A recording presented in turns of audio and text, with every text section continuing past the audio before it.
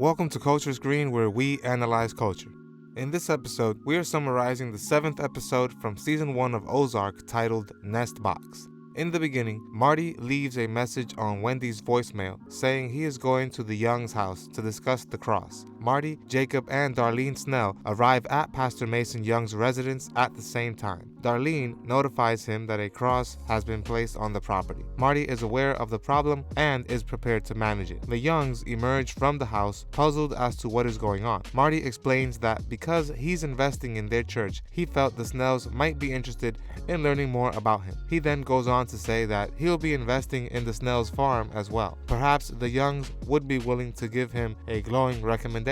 As Marty asks for the recommendation, Marty tells Jacob that he's going to invest in their farm. Marty estimates $100,000. When Jacob asks how much he plans to invest, that, according to Jacob, is not worth his time. Marty suggests that they leave the Youngs to talk business. At this point, Marty is essentially offering $200,000 for the Snells to leave the Youngs alone. While pointing up at the sky, Jacob looks at Marty. Marty says all he has is $724,000 and it's all earmarked, to which Jacob responds, "I'll take it all." Marty leads the Snells to his stash of cash and begins handing it over to Jacob. While this is going on, Jacob tells Marty yet another anecdote about his youth growing up. Russ approaches Roy and inquires about his motivation. Roy assures Russ that he is more capable than he believes. Russ is forced to promise Roy that he will not attempt to murder Marty again. Russ grudgingly agrees that he won't be able to do so. Marty calls up previous clients and nearly begs them to return their money to him. Everyone seems to be saying no. Wendy is busy staging a house with Sam and his mother, Eugenia, in the meantime. She is irritated by Sam's mother's presence and the obnoxious artwork she has hung around. A man approaches and inquires whether they have a house identical to that one in the same price range. Wendy offers to tour him around the house. When in the vehicle, the same man asks Wendy, "When did you stop being Wendy Bird?" The man asks her on the car ride. Wendy appears noticeably concerned when the man mentions the high school where her children attend. He tells her that they need to raise $8 million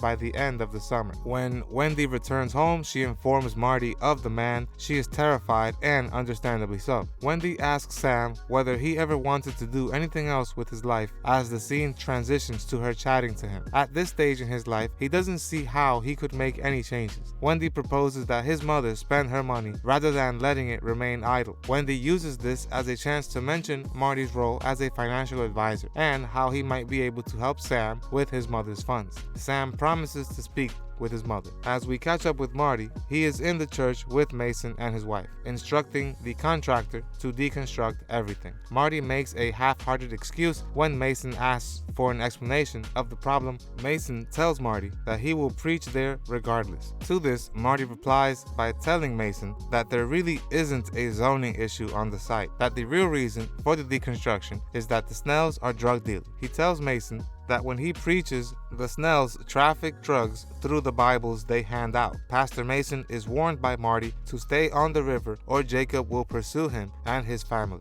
Agent Evans receives a call from Roy providing an update on the investigation. Evans informs Roy that he should come down to help and reminds him that it's standard procedure. Roy declines the offer, stating that he does not want a large number of federal agents present. Evans, however, follows up to inquire about the Langmore Russ. Boyd asks Russ what he's afraid about when they're on the lake cleaning up floating debris in search of jewels. Russ admits he's been considering a career in the bait and tackle industry. Remember, I am summarizing the entire series, so let me know what your favorite TV show and movie is so I can summarize it in the future. Also, consider clicking subscribe if you enjoy the summary. Doing these two things helps my channel out tremendously. I truly appreciate your support. When Pastor Mason arrives at the Snell residence, the Snells appear to be having a barbecue. Mason inquires as to what they do on the farm, and Jacob is perplexed by the flurry of inquiries. Mason informs Jacob that he will no longer preach on the water for him. Darlene, of course, offers her lemonade, and we all remember how that went for Bobby. Mason refuses to traffic their narcotics again, so Jacob stops her. Jacob inquires as to why, and Mason appears to be perplexed. Ironically, Jacob begins preaching to the pastor, attempting to persuade him that what they're doing is good.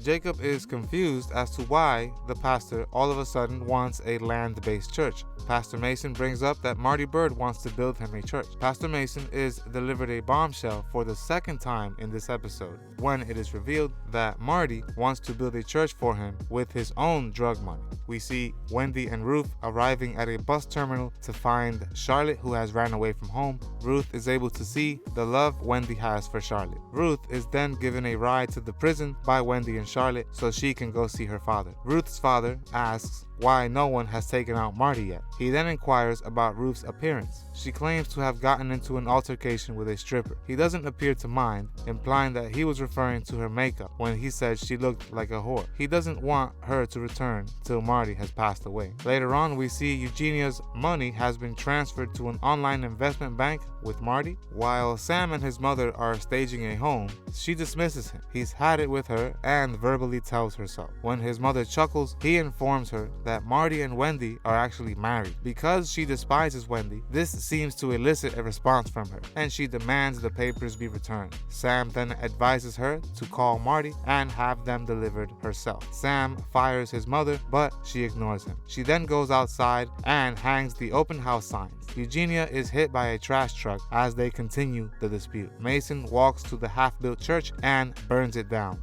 as Jacob stands nearby watching it burn. Darlene informs him that someone has been observing the Byrdes and that he does not want to be killed by someone else. Wendy and Charlotte arrive home, and after hugging her father, Charlotte decides to go swimming while her parents speak. Wendy recommends that they let her and Jonah reside with her friends in Chicago. Marty tells her no, and then continues with a verbal punch, implying that she's teaching kids how to run when things get tough. He informs Wendy that if any of them flee, they would perish. Wendy is enraged by Marty's first statement. While Marty and Wendy are fighting, Charlotte, a seasoned swimmer, seems to be having difficulty in the water. She sinks to the lake's bottom. She looks to be motionless for a moment before shooting up to break the surface, almost as a suicide attempt. Marty won't stop talking about all the times she could have told Sugarwood no. Before walking away, Marty tells Wendy that she crushed his heart by doing what she did with Sugarwood. That was episode 7, titled Nest Box. To watch the next or previous episode summary, click on the link in the description or at the end of this video. If you enjoyed this summary, consider clicking like and subscribing. It truly helps me grow this channel. I'll see you on the next one. Goodbye. When did you stop being Wendy Byrde?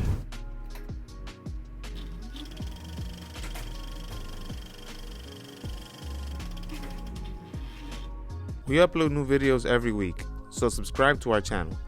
Don't forget to hit the like button as well. Click the notification bell to be notified of when we upload these videos. See you on the next episode of Culture Screen.